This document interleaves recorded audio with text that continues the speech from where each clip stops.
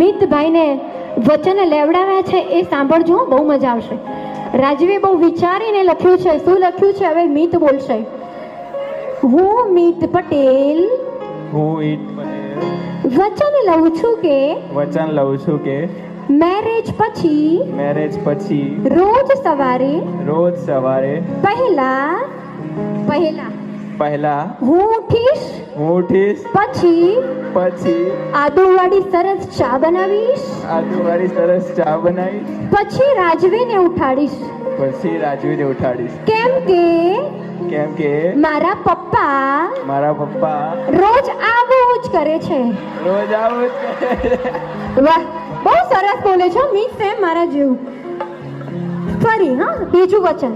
હું મિત પટેલ વચન લઉં છું કે મેરેજ પછી રાજવીને દર મહિને અલગ ફોરેન ટ્રીપ ઉપર લઈ જઈશ અને સાથે એની બધી જ ફ્રેન્ડ ને લઈ જઈશ. અરે વાહ, જો વચન લઉં છું કે ક્યારે પણ રાજવીને બહુ જ વર્કલોડ પહોંચે તો એનું બધું જ કામ હું કરી લઈશ. વાહ, કેમ કે મારા પપ્પા પણ આ જ કરે છે. સાચી વાત છે મિત.